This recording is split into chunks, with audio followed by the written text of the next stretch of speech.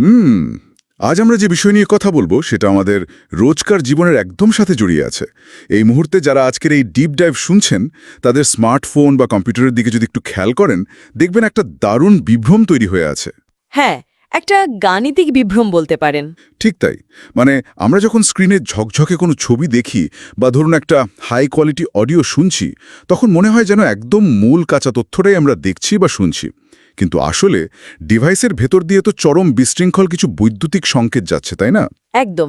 আর সেই বিশৃঙ্খল সংকেতগুলো কিন্তু মানুষের একদমই বোধগম্য নয়। মানে এই এলোমেলো জঞ্জাল থেকে কিভাবে একটা নিখুঁত গান বাজছে সেটা ভাবলেই তো অবাক লাগে। এর পেছনে আসলে একটা জাদুকরী প্রক্রিয়া কাজ করে।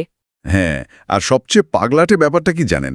এই যে অত্যাধুনিক ডিজিটাল যুগের জাদু, মানে এই মুহূর্তের মধ্যে হাজার হাজার মাইল দূরে নিখুঁত ছবি পাঠানো বা ভিডিও স্ট্রিম করা, এসবের পেছনে যে গাণিতিক হাতিয়ারটি কাজ করছে, সেটা আবিষ্কার করেছিলেন একজন ফরাসি বিজ্ঞানী, তাও আবার আজ থেকে ২০০ বছরেরও বেশি সময় আগে। হ্যাঁ, আর মজার ব্যাপার হলো তার উদ্দেশ্য কিন্তু কোনো ডিজিটাল সিগন্যাল বা তরঙ্গ বিশ্লেষণ করা ছিল না। একদমই না। উনি শুধু বুঝতে চেয়েছিলেন একটা লোহার পাতকে একদিকে গরম করলে তার ভেতরের তাপমাত্রা কিভাবে ছড়ায়। মানে ভাবা যায়। হ্যাঁ, এটি সত্যি অবিশ্বাস্য। আর এই গাণিতিক হাতিয়ারটির নাম হলো ফুরিয়ে সিরিজ। গণিতের ইতিহাসে অন্যতম শক্তিশালী এবং একই সাথে বলতে পারেন কিছুটা ভীতিকর একটা নাম। ভীতিকর তো বটেই। আমি যখন কলেজে পড়তাম তখন এই ফুরিয়ের সিরিজের সমীকরণ দেখে অনেকেই রীতিমতো ঘামতে শুরু করত। সেটা খুব স্বাভাবিক। সমীকরণগুলোর চেহারা একটু খটমটেই বটে, কিন্তু এই খটমট চেহারার আড়ালে লুকিয়ে আছে অসম্ভব সুন্দর একটা ধারণা। চলুন এই সমীকরণের খোলস ছেড়ে একটা ভিন্ন উপমা দিয়ে বিষয়টা বোঝার চেষ্টা করি। ধরুন আমাদের সামনে একটা চমৎকার সম্পূর্ণ তৈরি করা কেক রাখা আছে। আচ্ছা, বেশ, একটা কেক। এখন কেউ যদি জাদুর মতো সেই কেকটাকে উল্টোভাবে ভেঙে তার একেবারে প্রাথমিক উপাদানগুলোতে ফিরিয়ে নিতে পারে। ও আচ্ছা, তার মানে আপনি বলতে চাইছেন কেকটা থেকে ঠিক কতটুকু ময়দা, কত কাপ চিনি আর কতটা মাখন ব্যবহার করা হয়েছিল সেটা একদম আলাদা করে ম্যাপ করা। ঠিক তাই, একটা তৈরি কেককে আনবেক করে ফেলা। কিন্তু দাঁড়ান, একটা জটিল এলোমেলো ডেটাকে মসৃণ তরঙ্গে ভাঙা বা কেক আনবেক করার এই উপমাটা বাস্তবে কিভাবে কাজ করে? মানে একটা কেকের বেলায় না হয় আমরা ময়দা বা চিনির কথা বলছি, কিন্তু যখন আমরা ডেটা বা সিগন্যাল নিয়ে কথা বলছি তখন এই ময়দা বা চিনি আসলে কি? গণিতের ভাষায় এই মূল উপাদানগুলো হলো অত্যন্ত সাধারণ এবং নিখুঁত কিছু ট্রিগনোমেট্রিক ফাংশন। আরও নির্দিষ্ট করে বললে সাইন এবং কোসাইন তরঙ্গ। সাইন আর কোসাইন তরঙ্গ? হ্যাঁ, ফুরিয়ার সিরিজের মূল কথাই হল পৃথিবীর যে কোনো সুশৃঙ্খল বা ধরুন ওয়েল বিহেভড পিরিয়ডিক ফাংশনকে, তা সে যতই জটিল বা অ্যাব্রোখেব্রো হোক না কেন, এই সাইন এবং কোসাইন তরঙ্গের একটা নির্দিষ্ট যোগফল হিসেবে প্রকাশ করা সম্ভব। কিন্তু সাইন আর কোসাইন তো একদম নিখুঁত, মসৃণ ঢেউয়ের মতো। আমরা সবাই স্কুলে খাতা এঁকেছি যে একটা ঢেউ মসৃণভাবে ওপরে উঠছে আর নিচে নামছে। ঠিক। অন্যদিকে বাস্তব দুনিয়ার ডেটা বা সিগন্যাল, যেমন ধরুন মানুষের গলার আওয়াজ বা হার্টবিটের গ্রাফ, এগুলো তো ভীষণ অ্যাব্রোখেব্রো আর বিশৃঙ্খল। নিখুঁত মসৃণ জিনিস দিয়ে কিভাবে অ্যাব্রোখেব্রো জিনিস তৈরি হওয়া সম্ভব? এটা তো লজিকের বাইরে মনে হচ্ছে। আসলে এখানেই ফুরিয়ারের জিনিয়াসটা লুকিয়ে আছে। ধরুন আপনার কাছে একটা বিশাল মসৃণ সাইন তরঙ্গ আছে, এবার তার সাথে আপনি আরেকটা ছোট সাইন তরঙ্গ যোগ করলেন যার কম্পাউন্ড বা ফ্রিকোয়েন্সি একটু আলাদা। আচ্ছা, যোগ করলাম। তখন নতুন তরঙ্গটার আকৃতি কিন্তু আর আগের মতো মসৃণ থাকবে না, সেটা একটু বিকৃত হয়ে যাবে। এভাবে যদি আপনি 10টা বা 100টা বা ধরুন অসীম সংখ্যক ভিন্ন ভিন্ন সাইজের এবং ভিন্ন ফ্রিকোয়েন্সির সাইন ও কোসাইন তরঙ্গ একসাথে যোগ করতে থাকেন, তখন কি হবে? তখন একটা পর্যায়ে সেই মসৃণ ঢেউগুলো মিলে একটা চরম অ্যাব্রোখেব্রো বা এমনকি একদম চারকোনা আকৃতির একটা তরঙ্গ তৈরি করে ফেলবে, যাকে আমরা স্কোয়ার ওয়েভ বলি। ও আচ্ছা, তার মানে আমরা যদি যথেষ্ট সংখ্যক মসৃণ ঢেউ ঠিকঠাক মাপে একসাথে মেলাতে পারি তাহলে আমরা যে কোনো জটিল আকৃতি তৈরি করে ফেলতে পারবো। একদম ঠিক।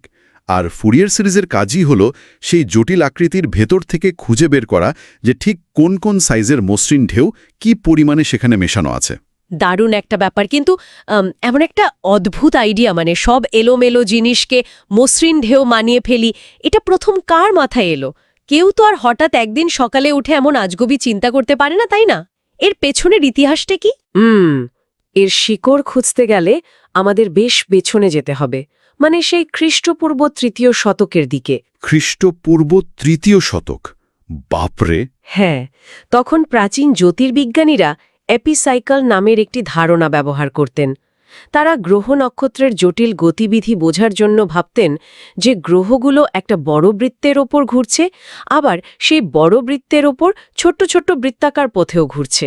দাঁড়ান, বড় বৃত্তের ওপর আবার ছোট বৃত্ত? হ্যাঁ, আর এই বৃত্তের ওপর বৃত্ত ঘোরার ধারণাটি কিন্তু এক ধরনের পিরিয়ডিক বা দোলনমান ফাংশন। তার মানে মহাকাশের গতিবিধি বুঝতে গিয়ে মানুষ সেই প্রাচীনকাল থেকেই জটিলতাকে ছোট ছোট সরল বৃত্তীয় গতিতে ভাঙার চেষ্টা করছিল। কিন্তু আধুনিক ফুরিয়ার সিরিজের জন্ম তো আরও অনেক পরে, তাই না? হ্যাঁ, আসল ব্রেকথ্রু আসে ১৯ শতকের শুরুতে।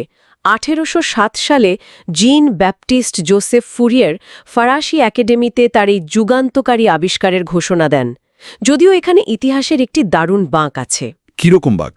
ফুরিয়ারের ঘোষণার বেশ কিছুদিন পর ১৮১৯ সালে জ্যোতির্বিজ্ঞানী ফ্রেডেরিক উইলহেম বেসেল সম্পূর্ণ স্বাধীনভাবে কেপলারের সমীকরণ সমাধান করতে গিয়ে প্রায় একই রকম একটি গাণিতিক সিরিজের অবতারণা করেছিলেন। তাই নাকি? হ্যাঁ, কিন্তু ফুরিয়ার ১৮২২ সালে তার বিখ্যাত গবেষণাপত্র অ্যানালিটিক্যাল থিওরি অফ হিট প্রকাশ করেন এবং গণিতের ইতিহাসে নিজের নাম চিরস্থায়ী করে নেন। একটু থামুন। থিওরি অফ হিট বা তাপের তত্ত্ব?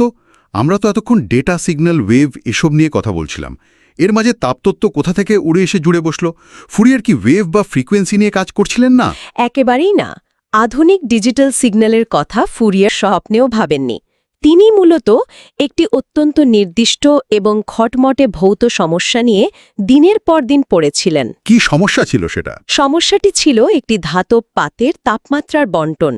ধরুন, একটা চারকোনা বর্গাকার লোহার পাত আছে।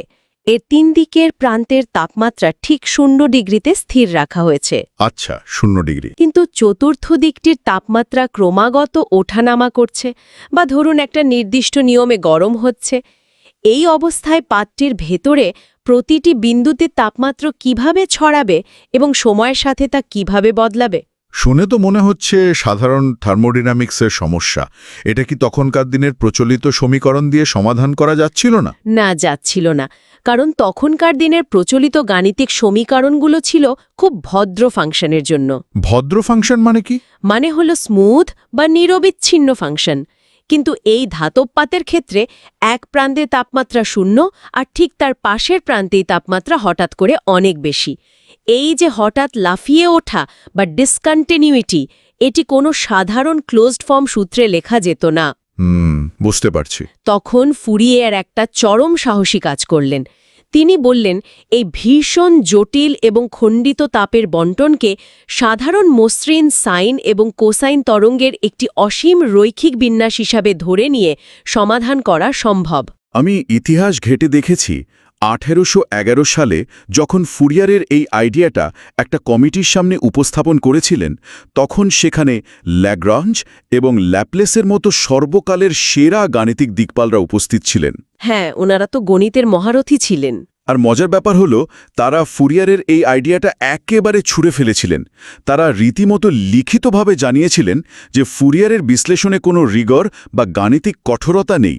প্রশ্ন হল, ল্যাগ্রাঞ্জের মতো জিনিয়াসরা কেন এর বিরোধিতা করলেন? তারা কি এর ক্ষমতা বুঝতে পারেননি?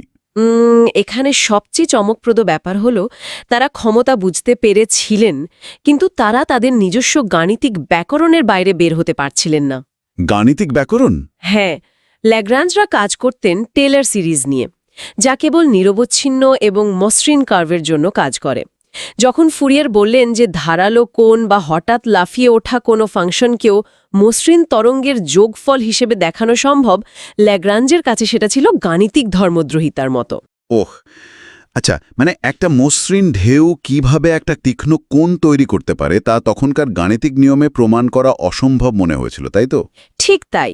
ফুরিয়ারের তত্ত্বে আসলেই তখন অনেক প্রমাণ বা রিগারের অভাব ছিল। তিনি অনেকটা নিজের ইনটিউশন বা অনুমানের ওপর ভিত্তি করে কাজ করেছিলেন। তার মানে ফুরিয়ার যেন প্রচলিত গাণিতিক ব্যাকরণ না জেনেই একটা আস্ত উপন্যাস লিখে ফেলেছিলেন এবং সেই উপন্যাসটা কাজও করছিল। কিন্তু এই যে ল্যাগ্রাঞ্জদের ভুল প্রমাণ করার জন্য ফুরিয়ারকে তো একটা নিশ্ছিদ্র পদ্ধতি দেখাতে হয়েছিল। সেই পদ্ধতিটা আসলে কি? মানে সিগন্যাল ভাঙা আর গড়ার ভেতরের মেকানিজমটা কিভাবে কাজ করে? ফুরিয়ারের এই মেকানিজমে মূলত দুটি প্রধান কাজ রয়েছে। প্রথমটি হল বিশ্লেষণ বা অ্যানালিসিস এবং দ্বিতীয়টি হল সংশ্লেষণ বা সিনথেসিস। আমরা যদি ওই কেকের উপমা থেকে বেরিয়ে এসে একটা বিশাল পাজলের কথা ভাবি, বিশ্লেষণ বা অ্যানালিসিস মানে কি? পুরো পাজলের ছবিটা দেখে তার প্রান্তের টুকরোগুলো আলাদা করা? অনেকটা তাই। গণিতের ভাষায় বিশ্লেষণ হল সেই জটিল সিগন্যালকে স্ক্যান করে তার ভেতর থেকে ফুরিয়ার সহগ বা কোএফিশিয়েন্ট বের করে আনা। কোএফিশিয়েন্ট, সেটা আবার কি? সোজা কথায় এই সিগন্যালটা তৈরি করতে ঠিক কত কম্পাঙ্কের কোন সাইন তরঙ্গটা লাগবে আর তার উচ্চতা বা অ্যাম্প্লিটিউড কতটুকু হবে সেই পরিমাপগুলো বের করাই হলো বিশ্লেষণ। এটা হলো রেসিপিটা ডিকোড করা। আচ্ছা, রেসিপি ডিকোড হলো। আর সংশ্লেষণ বা সিনথেসিস মানে সেই ডিকোড করা রেসিপি ধরে ধরে টুকরোগুলোকে একসাথে জোড়া লাগিয়ে আবার নিখুঁতভাবে পুরো ছবিটা বা সিগন্যালটা তৈরি করা। ঠিক ধরেছেন। সংশ্লেষণ হলো বিপরীত প্রক্রিয়া। আমরা সেই সহগ বা পরিমাণগুলো নিয়ে বেসিক সাইন ও কোসাইন তরঙ্গগুলোকে পুনরায় যোগ করতে থাকি। এতে ম্যাজিকের মতো মূল ফাংশনটি আবার ফিরে আসে। বাহ! বিশ্লেষণ কোনো কিছুকে ভাঙে আর সংশ্লেষণ তাকে নিখুঁতভাবে জোড়া লাগায়। এটি একটি সম্পূর্ণ গাণিতিক লুপ বা চক্র তৈরি করে, যেখানে মাঝখানের কোনো তথ্য হারিয়ে যায় না। এই গাণিতিক লুপের কথা শুনতে দারুণ লাগছে, কিন্তু একটা বাস্তব সিগন্যালের ভেতর তো হাজার হাজার ওয়েভ থাকতে পারে, তার সাথে নয়েজ বা অপ্রয়োজনীয় জঞ্জালও থাকে। যখন এই গাণিতিক সমীকরণগুলো একটা জটিল সিগন্যালকে বিশ্লেষণ করে, তখন সে কিভাবে বোঝে কোন তরঙ্গটা আমার দরকার আর কোনটা জঞ্জাল? খুব ভালো একটা পয়েন্ট তুলেছেন। ফুরিয়ারের গণিত এই জঞ্জাল কিভাবে ছাকে জানেন? কিভাবে? এই ছাঁকনির রহস্য লুকিয়ে আছে শূন্যের এক অসাধারণ ক্ষমতার মধ্যে। পুরো প্রক্রিয়াটিকে আমরা মূলত তিনটি যৌক্তিক ধাপে ভাগ করতে পারি। প্রথম ধাপটি হল পুরো সিগন্যালটির একটি গড় মান বা অ্যাভারেজ বের করা। গাণিতিক ভাষায় একে A0 বলা হয়। A0 বা গড় মান, মানে সিগন্যালটা গ্রাফের শূন্য রেখার কতটা ওপরে বা নিচে আছে তার একটা বেস লাইন বা ভিত্তি তৈরি করা। বুঝলাম। তারপর? দ্বিতীয় ধাপে আসে আসল ম্যাজিক, ইন্টিগ্রেশন বা সমাকলন। এই ধাপে আমরা একটা নির্দিষ্ট ফান্ডামেন্টাল ফ্রিকোয়েন্সি বা মূল তরঙ্গ খুঁজব, আর তৃতীয় ধাপে সেই মূল তরঙ্গের সাথে অসীম সংখ্যক উচ্চতর ফ্রিকোয়েন্সি বা হারমোনিক্স যোগ করতে থাকব। হারমোনিক্স? হ্যাঁ, হারমোনিক্স হল মূল তরঙ্গের দ্বিগুণ, 3 গুণ বা 4 গুণ গতির তরঙ্গ। এগুলো যোগ হতে হতে পুরো সিরিজটি মূল ফাংশনের দিকে কনভার্জ করে বা মূল রূপটি ধারণ করে। একটু দাঁড়ান, এই হারমোনিক্স এবং ইন্টিগ্রেশনের ব্যাপারটা বেশ খটোমোটে লাগছে। আপনি যে ইন্টিগ্রেশনের কথা বললেন, সেখানে গণিত কিভাবে অপ্রয়োজনীয় ডেটা বা নয়েজকে বাদ দিয়ে দিচ্ছে? এখানেই আসে অর্থগোনালিটির জাদুকারী ধারণা। ইন্টিগ্রেশন মানে তো হলো একটি নির্দিষ্ট সীমার মধ্যে কোনো কিছুর ক্ষেত্রফল বা এরিয়া বের করা, তাই না? হ্যাঁ, তাই তো। ফুরিয়ার সিরিজে যখন আমরা কোনো জটিল সিগন্যালের ভেতর থেকে একটা নির্দিষ্ট সাইন তরঙ্গ খুঁজতে যাই, তখন আমরা পুরো সিগন্যালটিকে সেই সাইন তরঙ্গ দিয়ে গুণ করে ইন্টিগ্রেট করি। গুণ করে ক্ষেত্রফল বের করি, তাতে কি লাভ হয়? লাভটা অবিশ্বাস্য।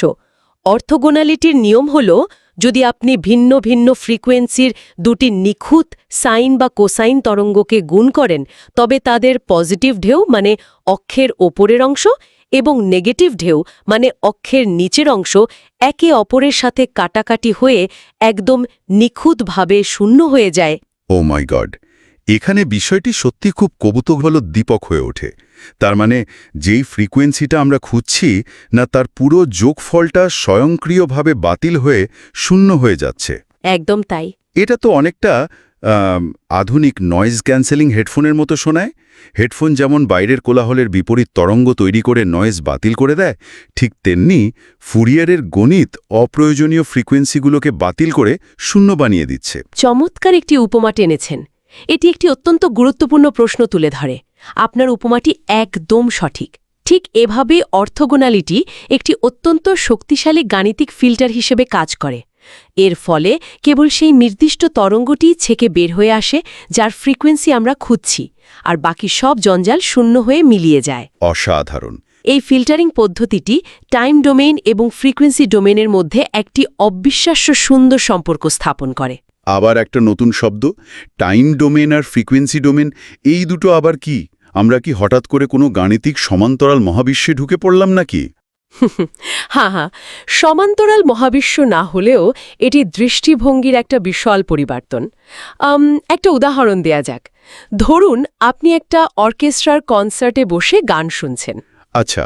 আপনি যখন গানটা শুনছেন তখন আপনার কানে প্রতি সেকেন্ডে শব্দের তরঙ্গ এসে আঘাত করছে, কখনো জোরালো কখনো মৃদু।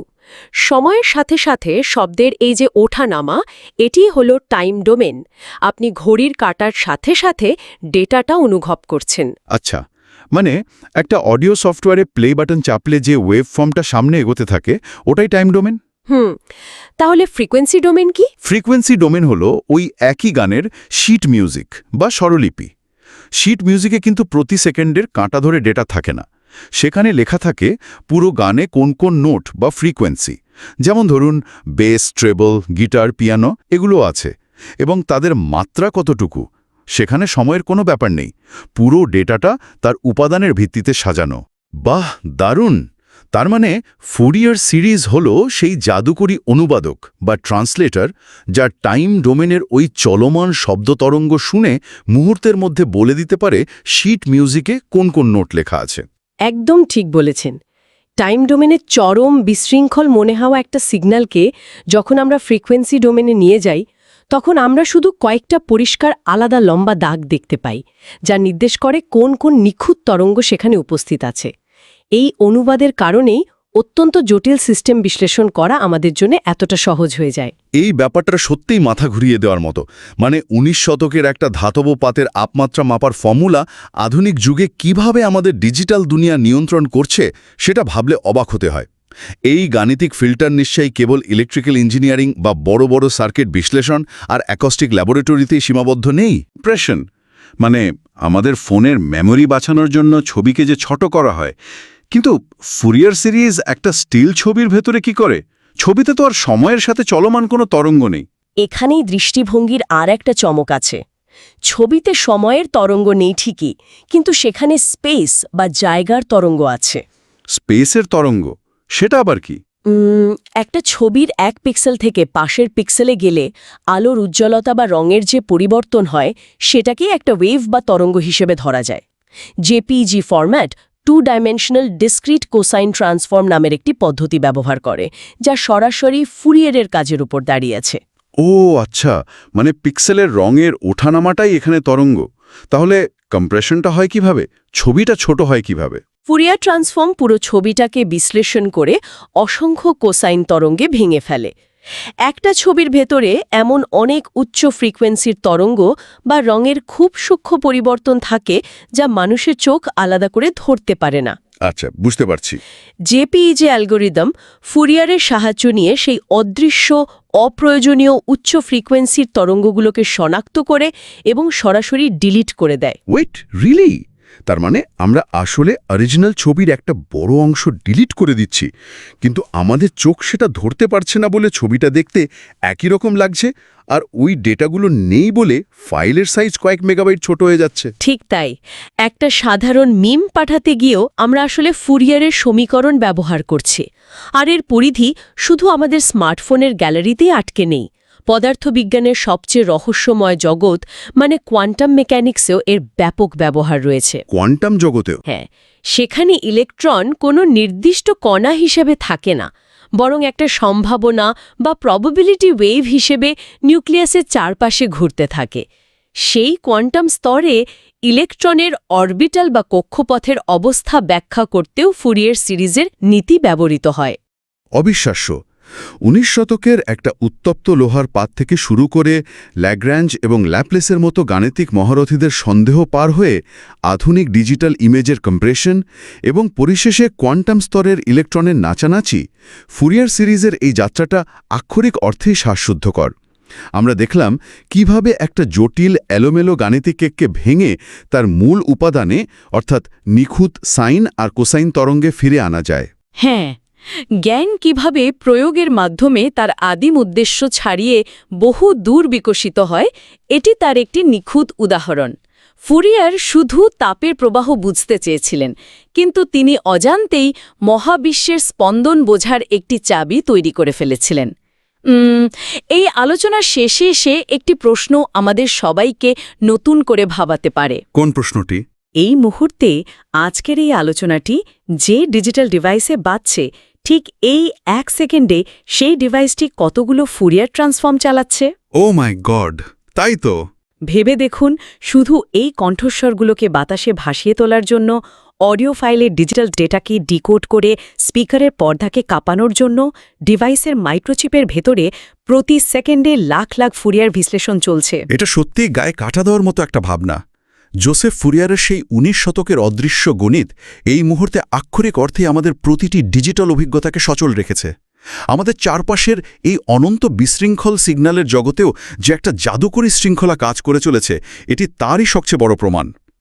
যারা এতক্ষণ আমাদের সাথে এই ডিপ ডাইভে ছিলেন, তারা নিশ্চয়ই বুঝতে পারছেন যে জটিলতার আবরণ প্রতিনিয়ত উন্মোচিত হচ্ছে, আর আমরা সেই জাদুর স্বাদ নিচ্ছি আমাদের প্রতিদিনের জীবনে। চারপাশের এই অদৃশ্য গণিত নিয়ে ভাবার অবকাশ এখানেই শেষ হলো না। সবসময় বড় প্রশ্ন করার আর নতুন কিছু শেখার আগ্রহ এভাবেই বজায় থাকুক।